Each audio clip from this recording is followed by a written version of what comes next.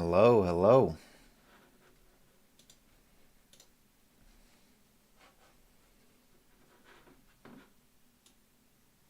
Getting everything set up here. I hope everyone's doing awesome today.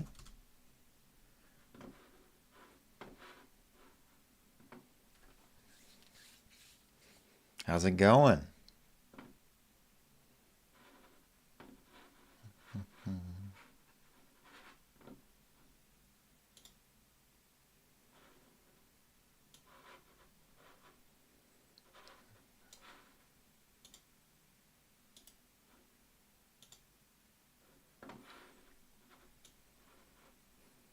How's it going? How's it going?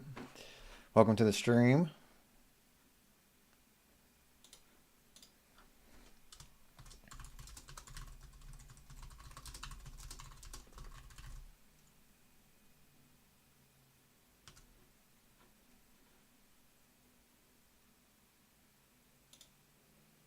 Letting our Discord community know that we're streaming. I hope everyone's doing awesome today.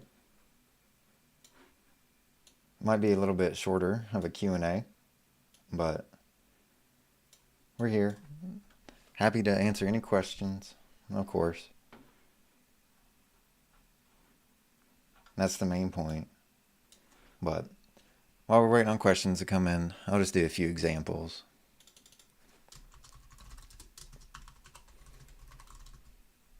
Python applications. Welcome to the stream. Welcome to the stream. Hope everyone's doing fantastic this Tuesday afternoon. Wait on a couple more people to jump in. But yeah, we have some exciting stuff coming out here very soon that I'm sure you're all going to love.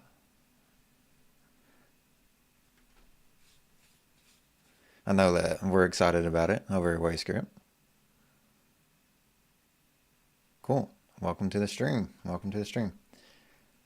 Hope everyone's doing awesome. So, Q&A stream. Very happy to answer any questions that anyone has.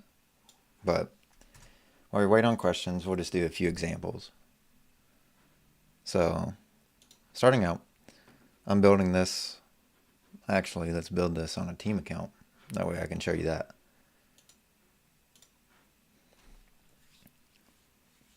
So, one of the newest cool features that we've added is the Teams functionality. So that means now I can build a script and share it with my coworkers or my team at the same time.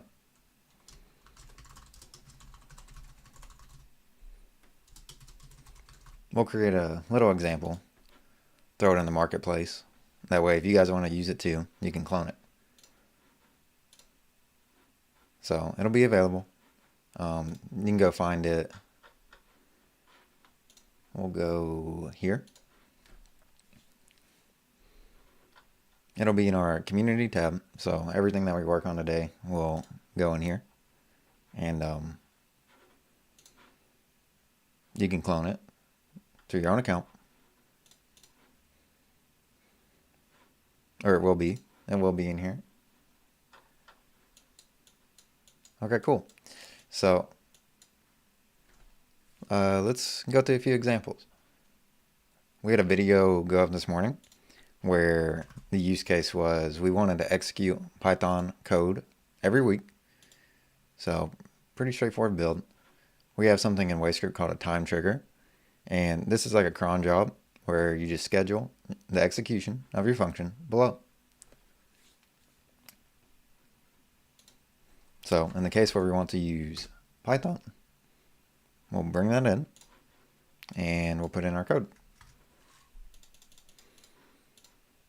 We can do anything that we want in here. So we'll just do something simple.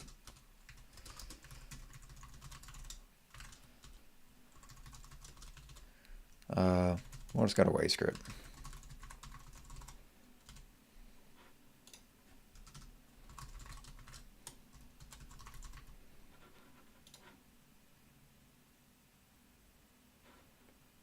Cool.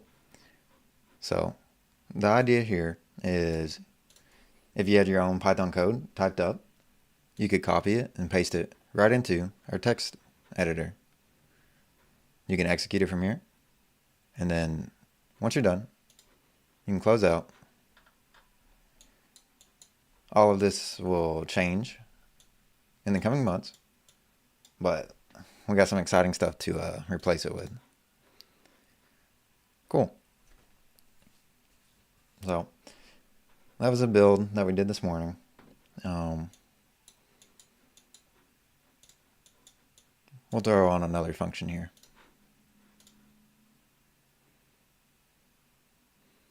And like always, Q&A stream. So if you get any questions as we go through any of these, please let me know. Be happy to talk through some questions, or even if you have your own questions on your own scripts, I'm happy to take a look and see how we can help. Cool. All right. So let's use another Python step, and this time we'll do some calculations.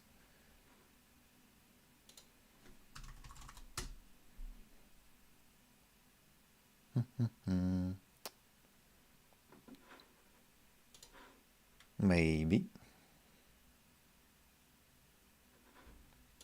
Cool.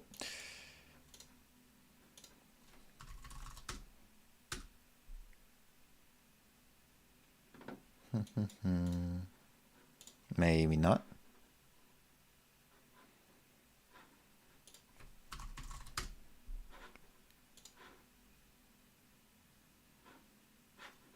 Looks like I may not want to save. I'm not sure why that's happening, but all right, cool. So we have our Python step placed in.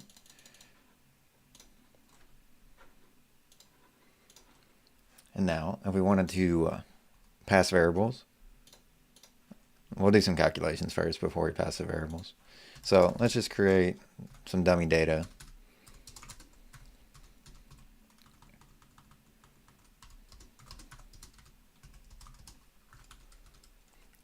And now we'll just simulate some type of calculation. So let's just say D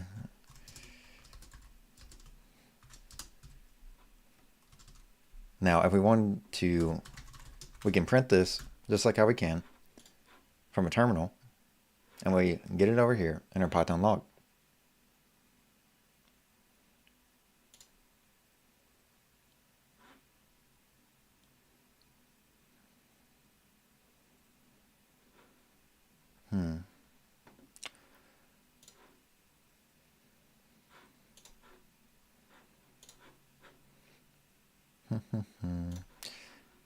Yeah, let's go and talk through an example that has already been built.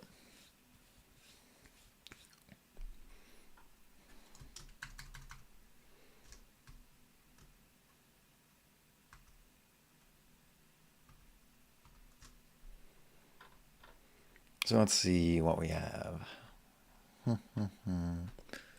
There's so many good ones to pick from.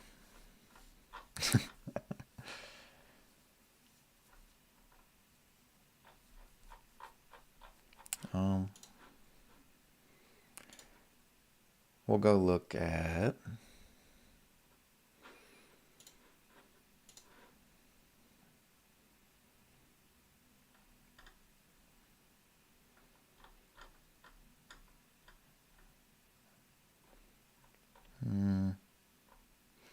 we'll look at this one. So this is a Discord Python bot that is available to be cloned to your own account. And you can find this in the marketplace and just clone it from there.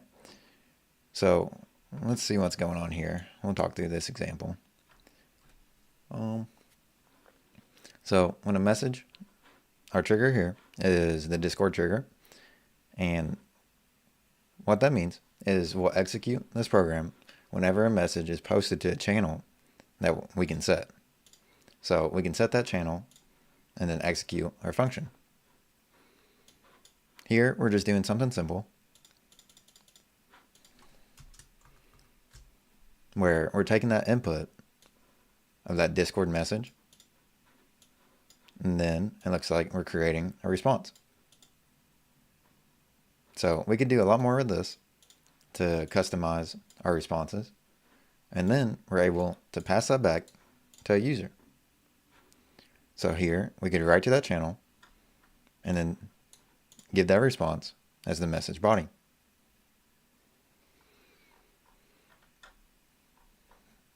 Pretty quick little example. Ooh.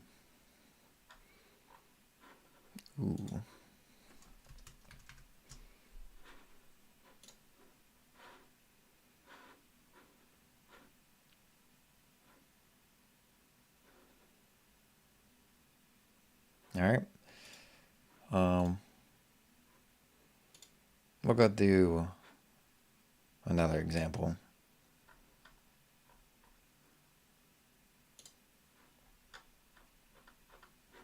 Let's see what we can do.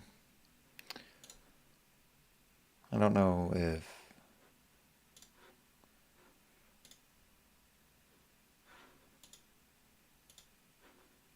we'll give this one another shot and see what is going on. All right. So we'll go back, create that dummy data again. Nothing important. And then let's simulate some type of calculation here. So in WayScript, we have access to this Python editor, and we're able to print to our Python log just like how we could using a command line. So if we want to interact with variables on WayScript, what we can do is we can pass them in between modules. So we can do that with something like this, and now we can get our Python values outside of Python. This is pretty cool because we're able to build out all kinds of different functionalities from our modules.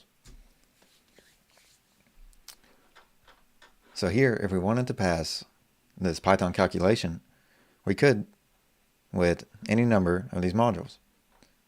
We can send emails, and we can also do things like create charts.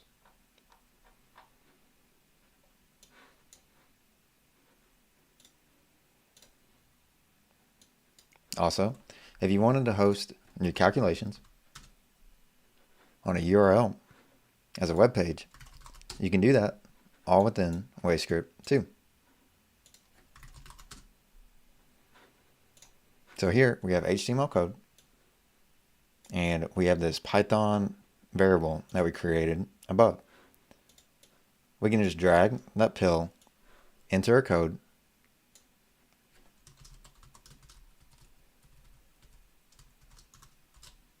and place it in. We'll return that response. We'll turn that trigger on and delete these unnecessary steps.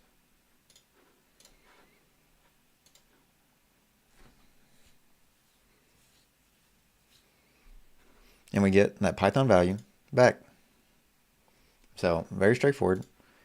Quick way to build front ends for your Python apps.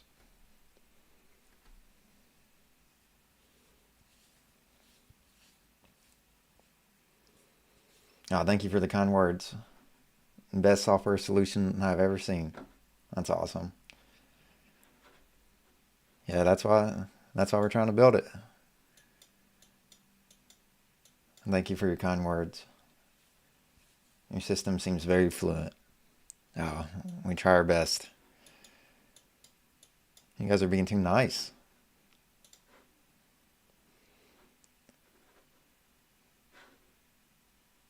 But just a few examples. We might jump off here if there's no questions. Yeah, we currently still are in beta. I don't think there's a timeline for when we're going to remove the beta tag. Sure, I'm happy to answer your SQL questions. What are you working on?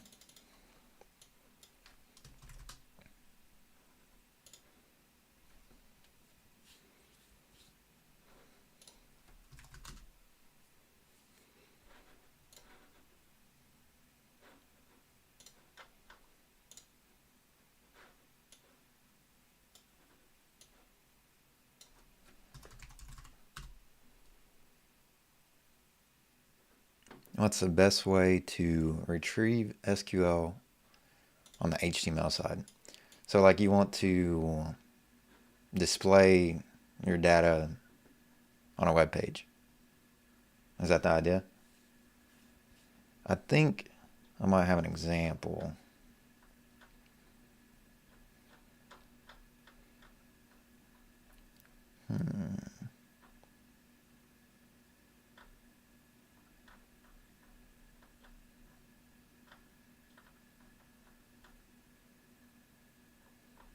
So say entry 34, or I want access to row 27. Um, So what I first think of would be something like this. So we'd create the URL in the page, and I would put a form on this page that the user could put in. If you're wanting rows, yeah, I think it makes sense. If you're wanting like a certain row from your table, I would make a little form that you could pass the form value to this function. Is how I would do it. So you can have an SQL step here, and then your table, I forget what it is, row number.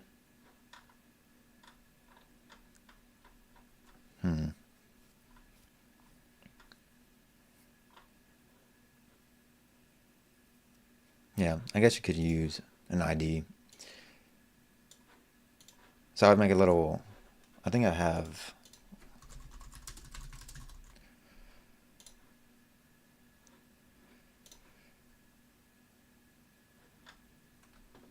an HTML form.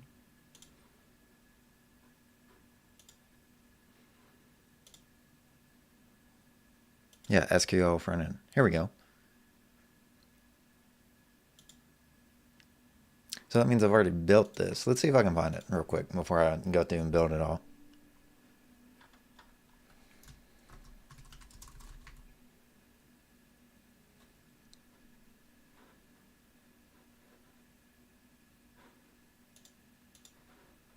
Yeah, this might be it. So here's an example that might achieve what you're trying to do. So here's my front end for it, and I think this takes a name. Okay, so how this is running is I have an HTML form where I'm passing the name of that input to SQL. So in your case, it would be a little bit different. It would be the row number or the ID or however you wanted to search for it. And so I would pass that in here. And then my form has an input for the user. So that is, I can't zoom in, right here. So this, by naming this input right here, you can pass it to the URL that you want, which in my case, I just used the same one. But you could create another one too. So you could have a whole separate function over here. Can I clone my own script? I can't.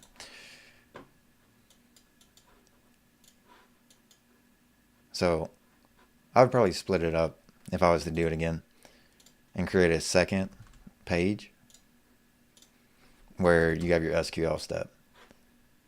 And then select from table.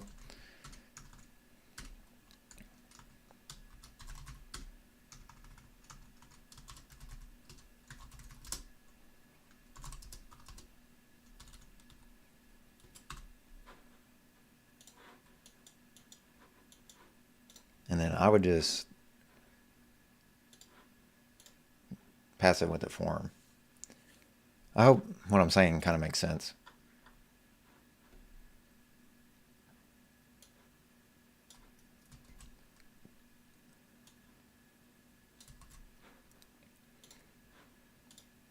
So then whenever I do that, there is this Python step that I just kind of glossed over, but this might be more what you're asking. This Python step here, so you get those inputs from SQL, and I'm just taking those in a little Python step and creating them into a table, making it a little bit nicer, and then passing that back to my HTML as a string.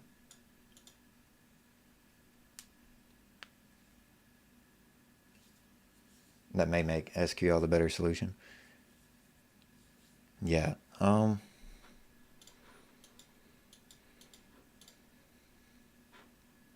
Yeah, I'm sure there's a better way to do it. By default, I'm making a dynamic notebook. That's cool. Hmm.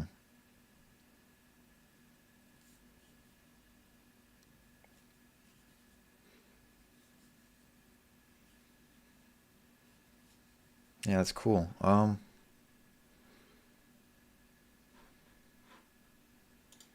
Yeah, I wish there was a way that we could build the HTML elements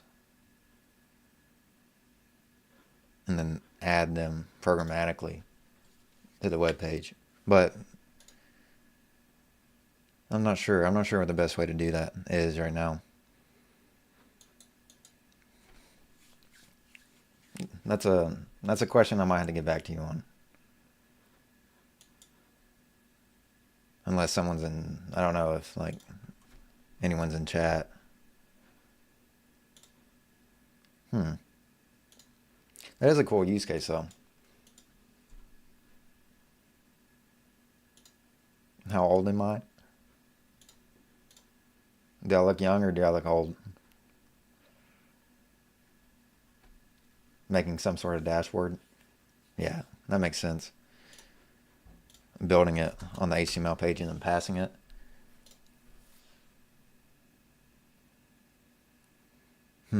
So are you just needing to, how is the user deciding which row to query, or does the user even pick?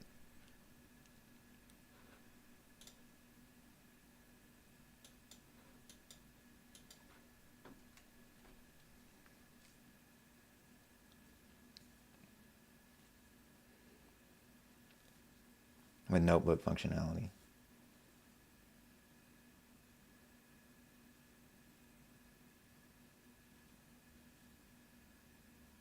Right.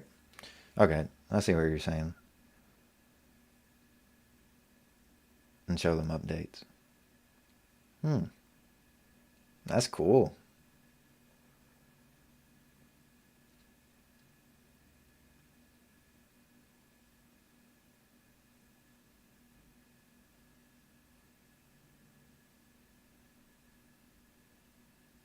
Right. So I have different days in your DB. Right.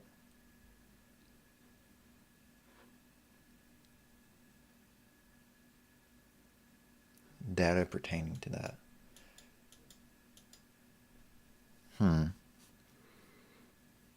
Do you already have a script started?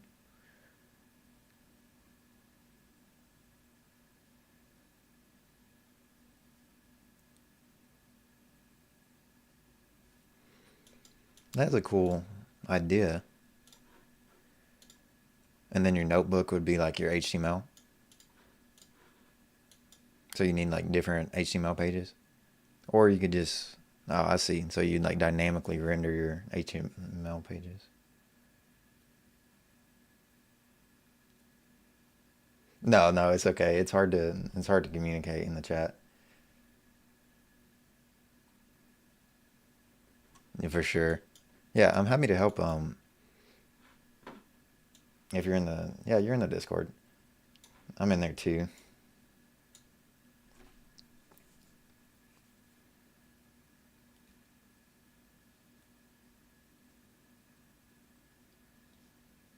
Yeah, that's what I was thinking too, Jesse. I was thinking the same thing. Making this big string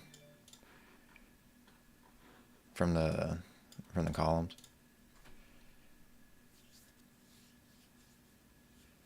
Right. I think I understand.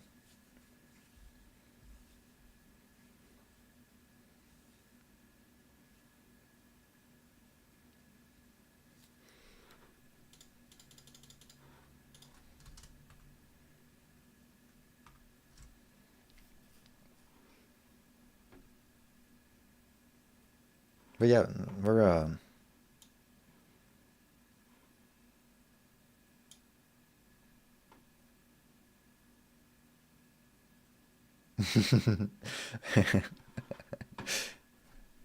hey, that's totally okay.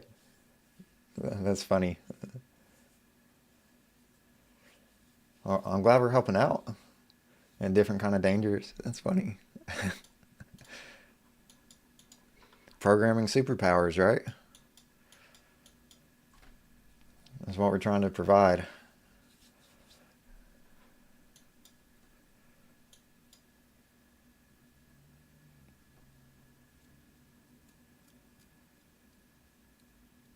Sure.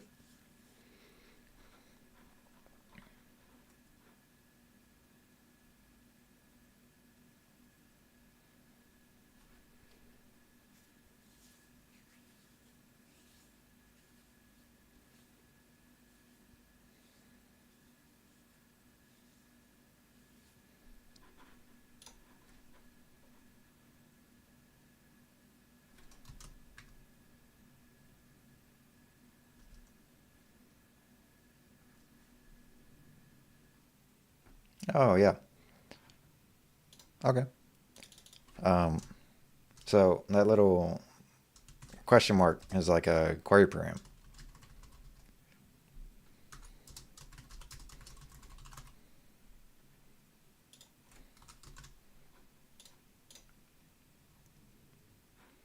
So in that case, if that's what you're going for, um, this might be a way to do it, if I understand right. Uh, so you can accept a query parameter over here on this HTTP trigger, where yours is SQL info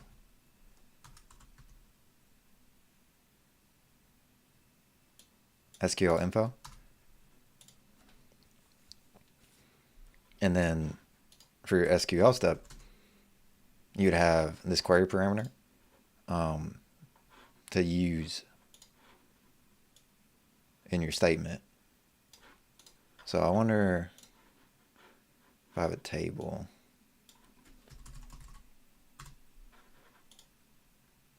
I do. Okay, cool. So our query parameter here, I forget the columns survey, where I think I have an ID, which would be similar to like the row number, would be equal to that query parameter.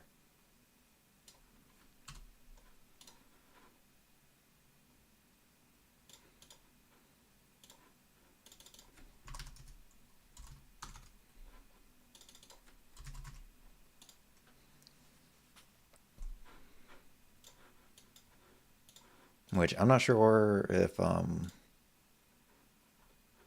my column is called ID, so this may not work, but the idea is kind of the same.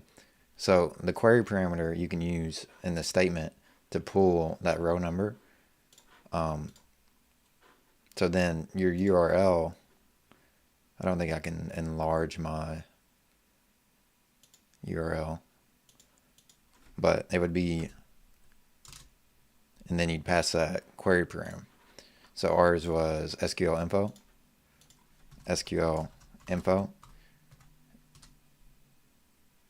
Yeah, so we get a 404 because we haven't, oh,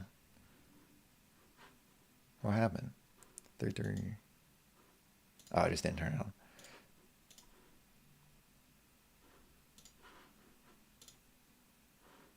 Cool. So here, since I passed that query param of 1 in my URL, I wish I could zoom in, but I don't think, yeah, zoom doesn't affect that. But I'm just saying SQL.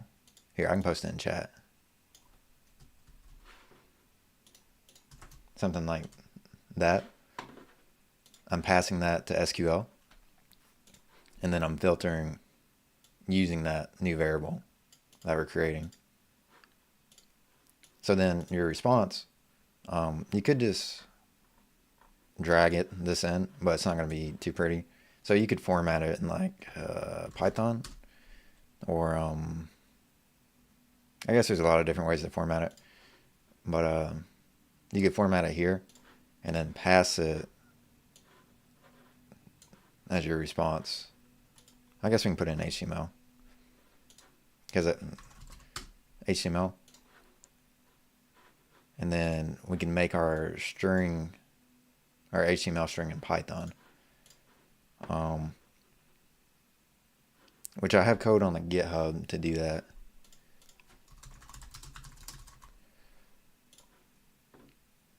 Hopefully. Maybe I do.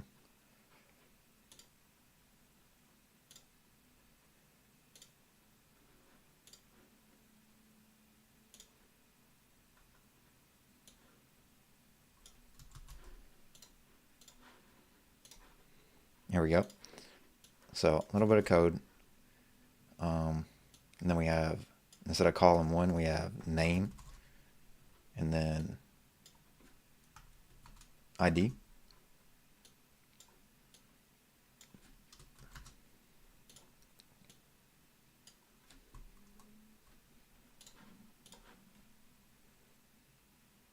Cool.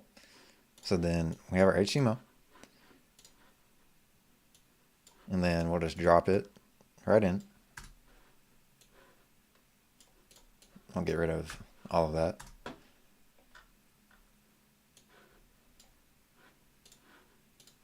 And then we should be able to just put this HTML code in here.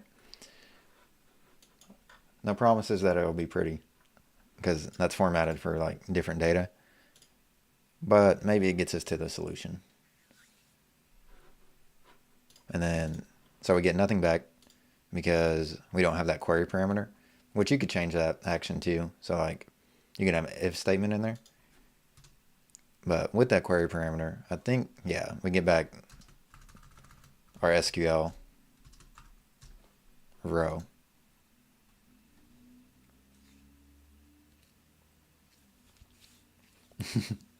Am I ticklish? I used to be when I was a kid, but not so much anymore. It used to be my feet. My feet were always ticklish.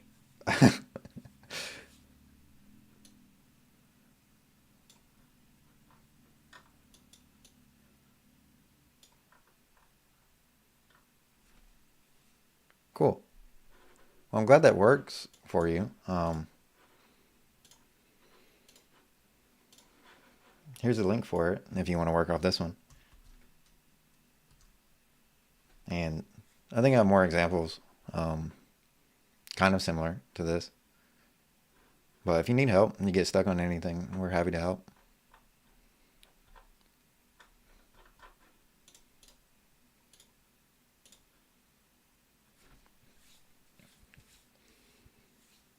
Cool.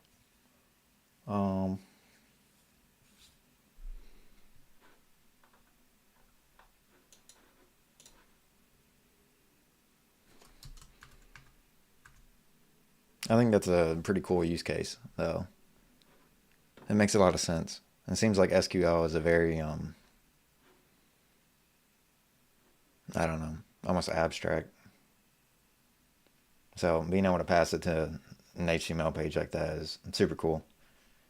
I think I use it for a personal script somewhere in here too. I don't remember. Mind blown demo. Well, I'm glad I can help. I'm glad we can help you out. That was Jesse's idea too. We both thought the same thing. I'm glad it works.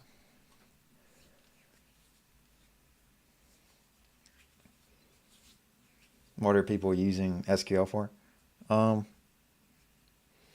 almost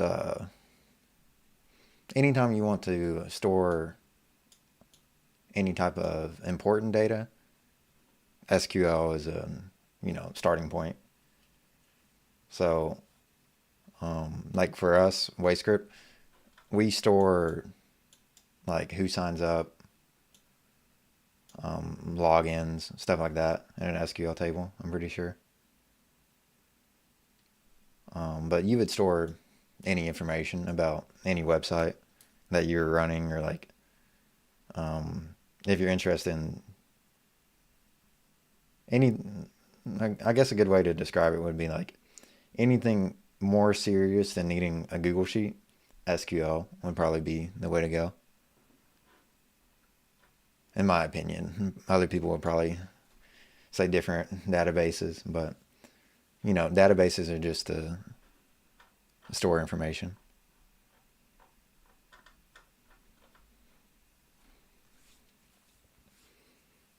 Typical use case.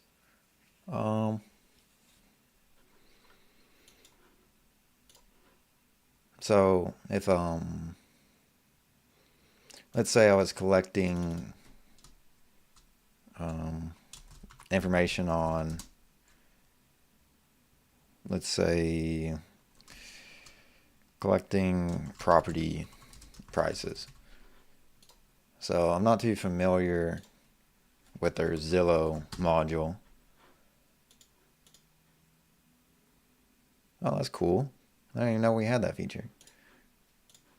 So let's say I was just creating a database where I was storing information about property prices and like the number of bedrooms, the number of bathrooms and stuff. And I wanted to keep all that information for a long time. You could use a database to store it. Yeah, Google Sheets is not a database. It's more like if the information isn't that important, I don't want to say important, but like if the information isn't, I guess, intended to be stored for a long time, Google Sheets is a great tool for collaboration and working with others. But a database is a little bit more serious about storing information.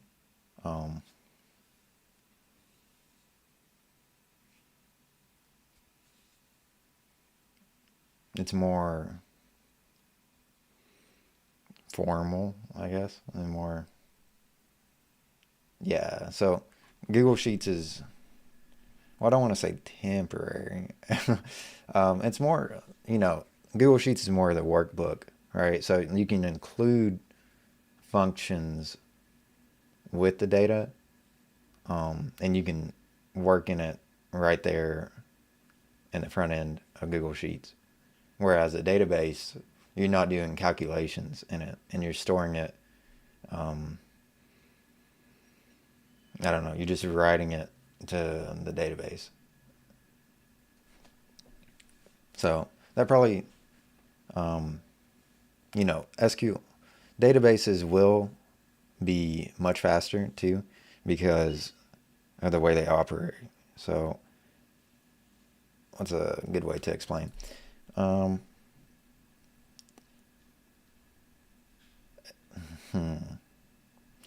a database doesn't have to calculate anything. When you use a database, you're just using storage where you know the types of all the columns. In Google Sheets, you do know the types of the columns, but you're doing calculations most of the time.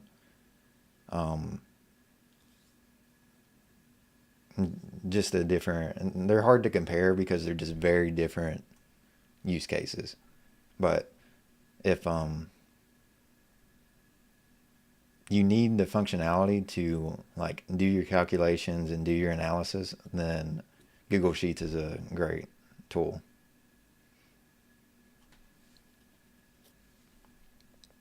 I hope that makes sense.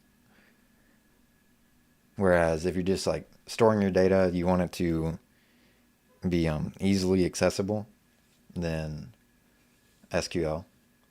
Anything more like professional is SQL. Yeah, so SQL is just one type of database. There's, I don't want to say hundreds, but I mean, people make their own databases. There's some popular ones, SQL, Postgres, NoSQL. I think Amazon has like, I want to say a bunch. I don't want to give a number, but several different types of databases. So databases can be, many different. SQL is just how you query the database. I'm not too familiar with any other databases other than SQL, but yeah, there's plenty of different ones.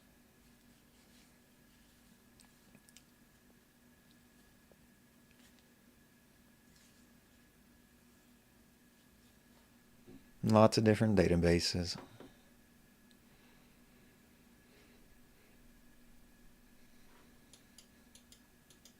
What?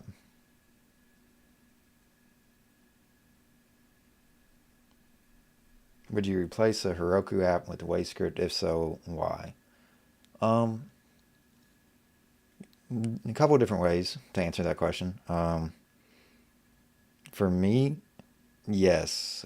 When you're building applications that require very little to construct, like a lot of use cases that WayScript is super dominant in, and I don't think anyone can really compete with, is standing up something very quickly for internal use where the configuration is next to nothing. Um, Heroku, uh, I guess is probably, well, I wouldn't even say that Heroku is even more powerful or anything. Because like all your apps on WayScript will scale with the more use they get. So Heroku does need configuration depending on what you're creating. Of course, if you're standing up a database or something, that's a little bit harder to do on WayScript right now than it is on Heroku. But that will be something that changes in the future. That's something we're working on. Um, so no, I wouldn't.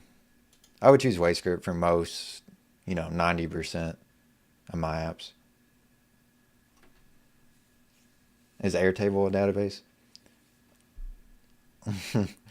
I think it's classified as like a hybrid of a database. That is the exception, though, I believe. Um, yeah, so Airtable, to my understanding, which I'm no pro, but I probably shouldn't show them on a WayScript stream, but they're kind of in the middle ground, to my understanding. So they are a database, or they say they're a database, where there's that Google Sheets feel to it. So they're kind of in the middle. I've seen you use stock market examples for WayScript. Is it easy to scrape items from the London Stock Exchange and store them into Notion database? Um, yes, you can do it. Um, we don't have a built-in module to do it right now. So, of course, sorry, excuse me. We've got Alpha Vantage and Yahoo Finance, but those are US based, I believe. If you have an API,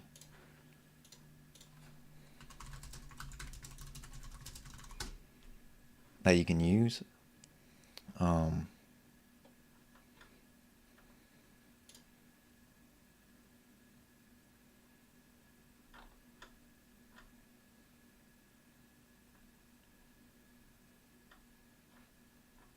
yeah. So I'm not for sure on the certain API that you can use, but if you have access to that API, you can use Python to do it. So, or any programming language, or several programming languages. So, if you can find an API that lets you query or send a request to get information back, then you can build it here. As far as writing to a Notion database, I don't think we support that yet, but you could be crafty about it.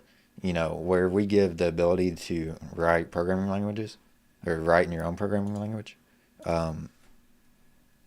you could, I think, set it up, but definitely not the most straightforward thing to do right now.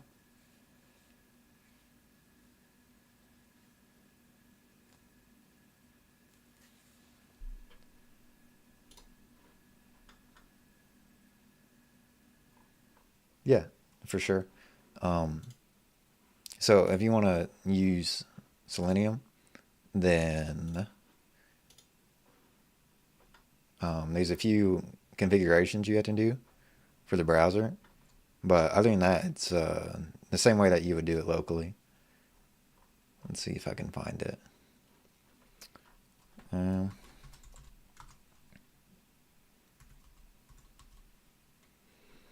think it's in our community tab. I think I have one on my account too. But yeah, you can do it. So you're just saying like go to whatever API with Selenium.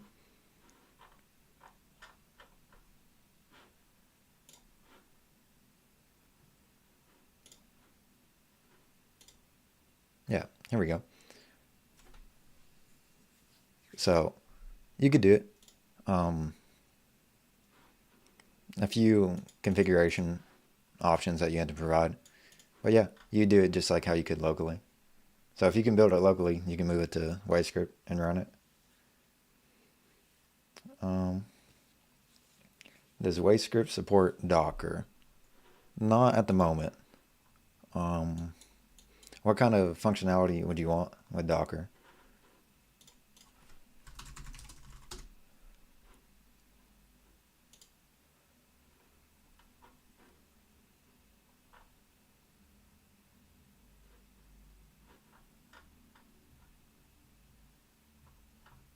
Oh, there we go.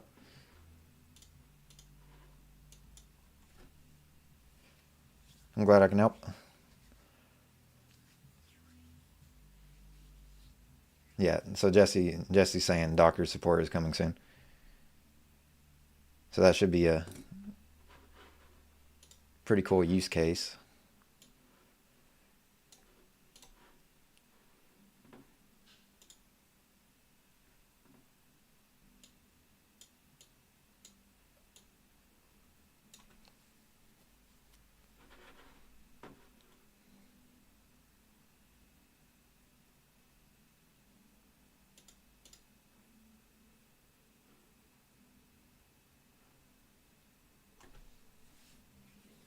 Oh, glad to help.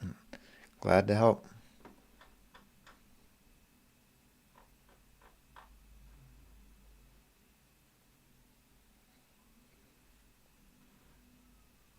Cool.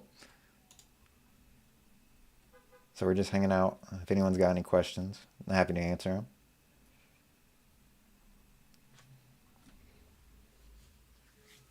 Any more questions?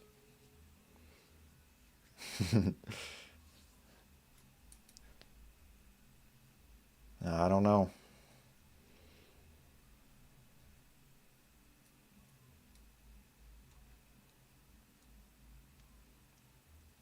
What would be a use case to use both Python and JavaScript in the same solution? I mean, if you're using JavaScript to do something with like HTML, I don't know how you would incorporate Python in there, but I can always find a way to use Python. But most of the time, they're just two different programming languages. So whatever you can do with Python, for the most part, you can do with JavaScript and vice versa. Um, use them both in the same script. I mean, you could, um, if you wanted to. Do I use Python more than JavaScript? Oh, absolutely. Nothing against JavaScript. You know, the front end team might hate me for saying anything, but no, I like Python a lot better. Python to me was just kind of, I could do anything I wanted to with it, so I learned it instead of JavaScript first. And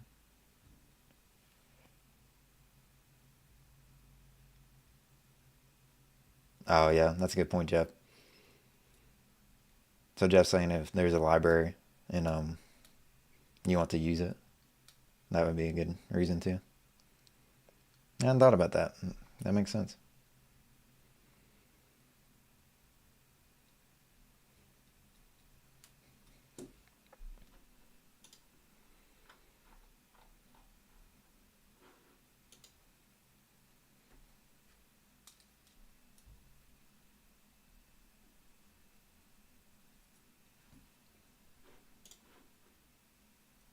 Yeah, that might be a video. That's a good idea. Do like a how to import across all programming languages in WayScript.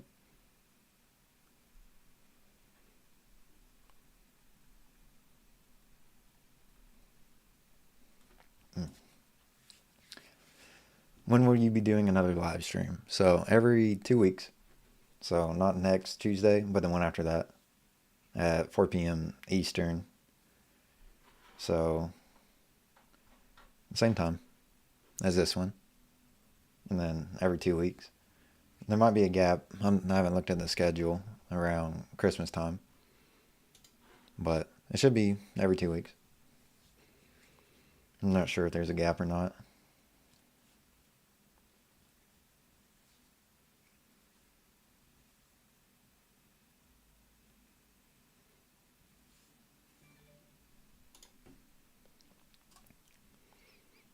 I appreciate WayScript for helping me be more confident in dev solutions. Hey, that's what we're trying to do. We're very happy to help. You know, that's kind of an overarching principle for us is taking out all the hard stuff. People know what they want to develop, but sometimes all the configurations and setup gets in the way. So build it faster and be able to do it.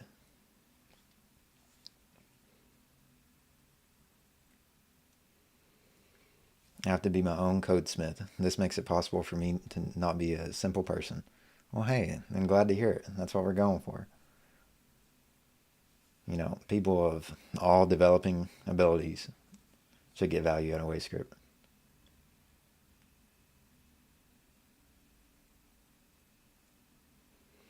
Could you define internal use from WayScript's perspective? For example, you would not recommend a SaaS application created in WayScript for public use. Um, you could. So all applications are built where they will scale. So depending on the use, that's um, we can handle it. We'll be able to handle it. Um, applications that internal use from WayScript's perspective. So internal use um, could be a number of things. Like for WayScript, we have internal things to help us with bugs, with user signups. So we get messages and stuff whenever users sign up. Um, we power a lot of the stuff that we actually use on a day-to-day through WayScript because, if we didn't, then I don't know, it wouldn't make sense. So a lot of the stuff that we actually need for a business, we're building ourselves through the platform. Um, but from my previous experience, all sorts of things. I remember I used to work in a manufacturing facility, and it took an act of Congress to make a dashboard on their network. And then WayScript comes along and, they can set it up for you in 3 modules. But yeah, I mean, public use, we're not trying to excel in. It's more the internal tooling is what we're going for. But you could use it for both. Definitely no limitations. Okay, thanks. I'll have a look at the UK stock market example and let you know how I get on. Thanks for the ideas, Mick. Awesome. Yeah, let us know. I'd be very interested. I do all sorts of videos on that. So you get stuck, I'd be happy to help.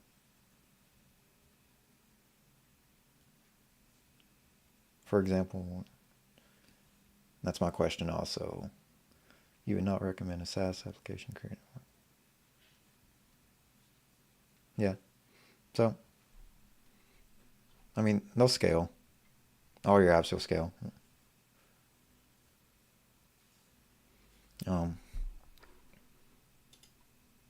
But there's a lot of examples of internal tools.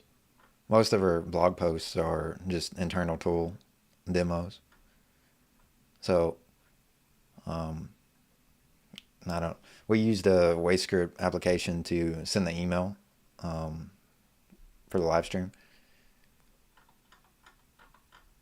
We use it to monitor our site, and we use it to for our bug reporting, for Twitter, all sorts of stuff.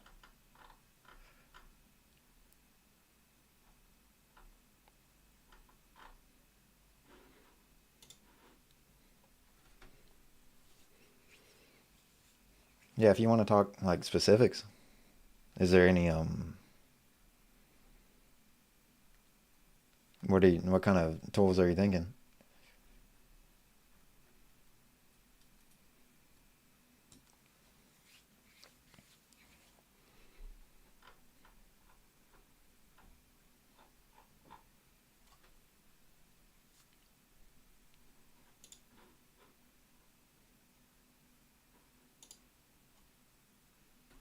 Yeah, public ones are interesting too.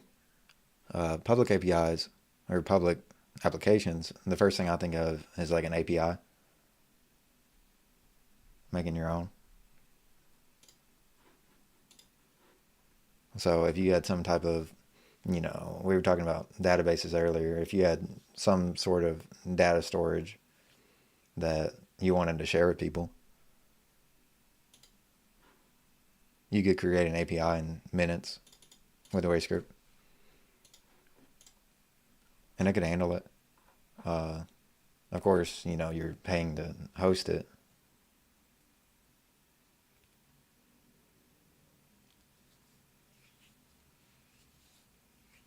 Yeah, that's a good point.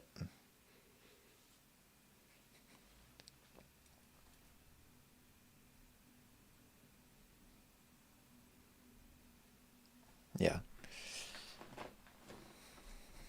Yeah, so Jeff's saying a lot of people build public-facing web pages.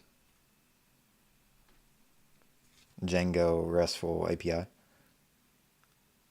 Yeah. So that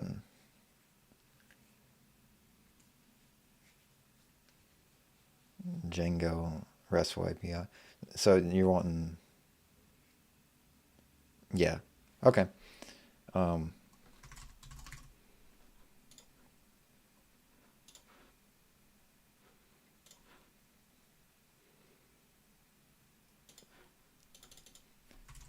That is a use case that we're, I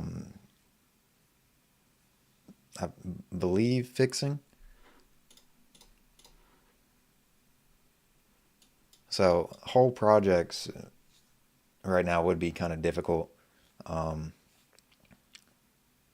If you wanted to host a whole Django project, right now, I don't think it would be possible. But that is something that I believe is on the roadmap. You could do the same thing if you just wanted the API with an HTTP trigger. And this is what Jeff is saying too, is that people have public facing web pages that they use to an HTTP trigger. But for an API, you don't necessarily, you get your own hosted URL and everything. But for an API, you don't necessarily have to return HTML. So you're able to return that JSON right here. So you could build it in just a few clicks. And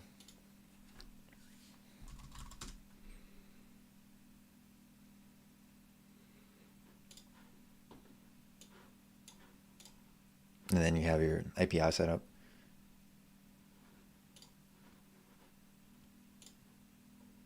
Complete with being able to take like query parameters and stuff.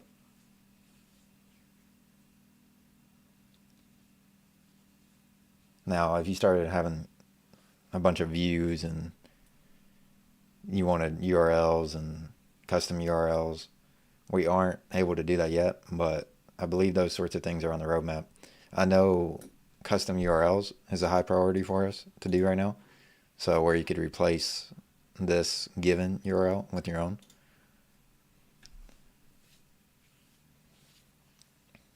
After this, I'm going to build Starfleet with all this cool stuff. Yeah, I want to use front-facing data a lot. Yeah, I mean, this is a great way to do it.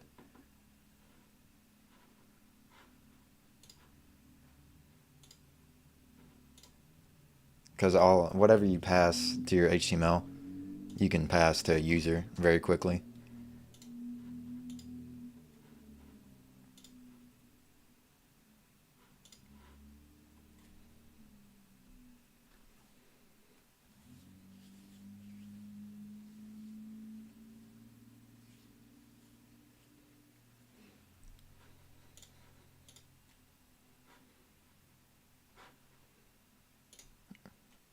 So let's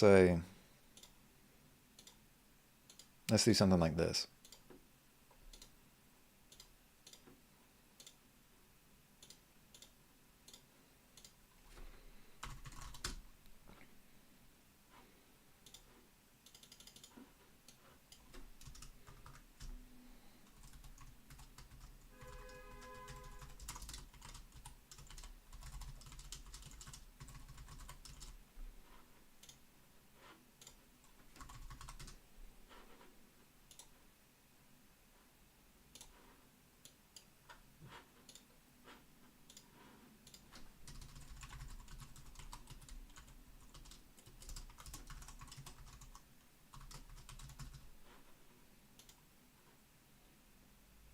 So we're just creating a little dictionary right there.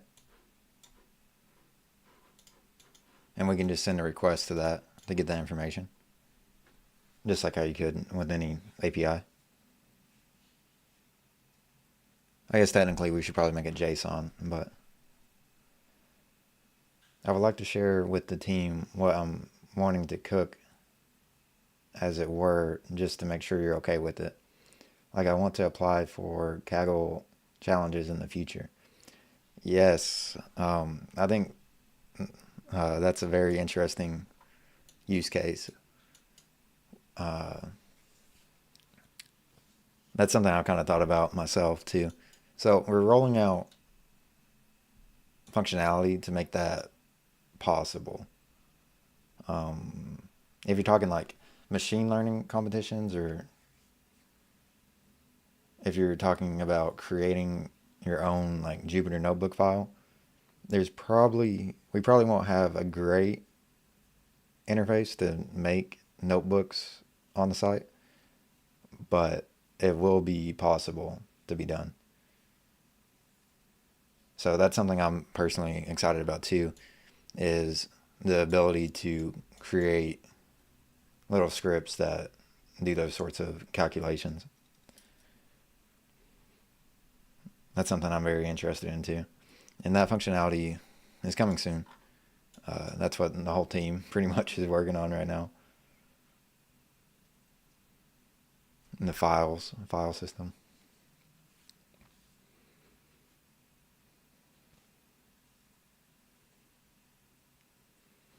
I've already got like 10 tutorials in my head for machine learning with WayScript.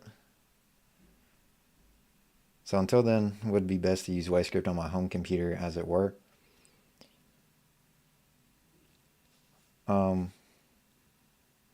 Yeah, I mean, you can use it. You just need internet access. So wherever you can access the internet. Oh, you're saying for like files?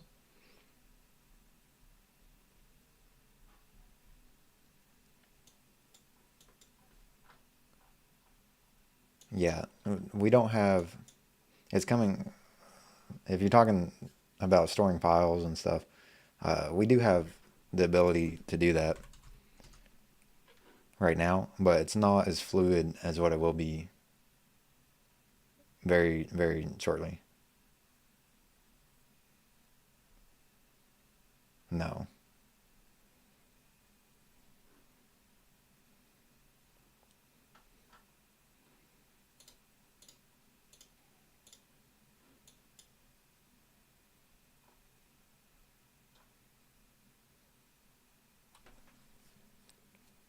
What are you thinking?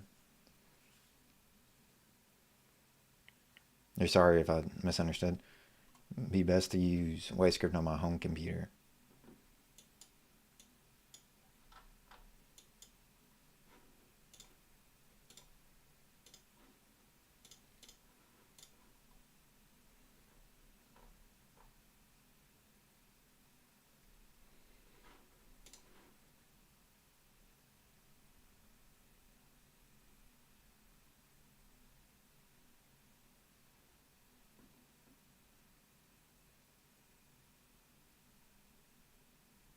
Oh, gotcha. Okay, yeah, I see what you're saying. Um, yeah, yeah. WayScript makes everything easier. Yeah, the problem that I think will be addressed with the file system that we're trying to create or will create is once you train a model, where do you put it? You kind of have to put it somewhere external to WayScript right now, but you won't soon. So soon you'll be able to make a very encapsulated little program to do it all in one place.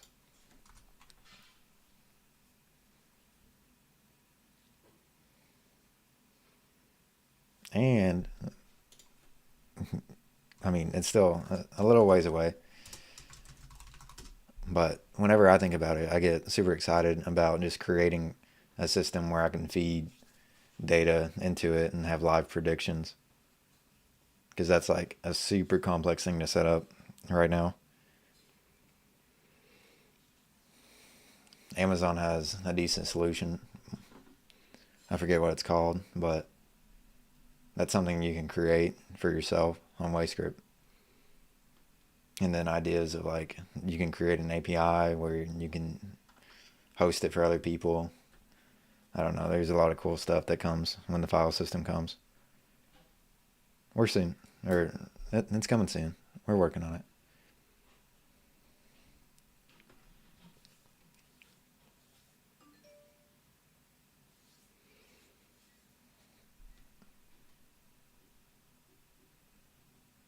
Yeah, we're excited. But all right, I think pretty good Q&A live stream. Thank you. No problem. Very happy to help. If you need any help, we'll all be in the Discord too. So just shoot us a message over there. But all right, everyone. Thanks for tuning in. Thanks for the help, Jesse and Jeff.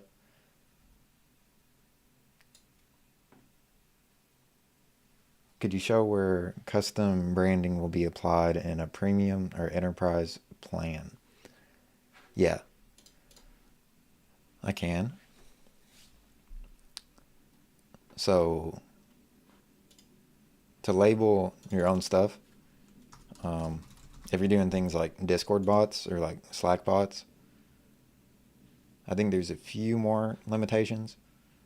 We should, I'm going to make a note of that. We should have a page, or we probably do, and I'm just not aware of it, so I'm sorry about that. But page for white labels. But something like a Discord or Slack bot where you wanted to customize it, avatar, image, URL. I don't think I'll be able to show you because I'm on a staff account, but on an unpaid account, I believe this is where you would have the inputs. I'm not sure, to be honest, but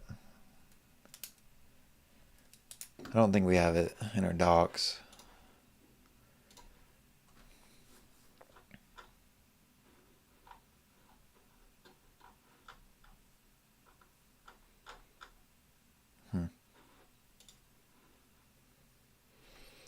No, good question. I might have to get back to you on it. But I believe it's here. I believe it's customizing Discord and Slack and probably HTTP triggers in the future. But that's still something we have to talk about.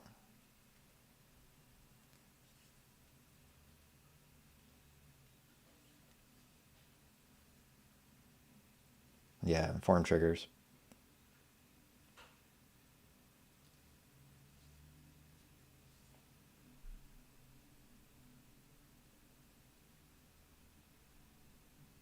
Oh, there we go.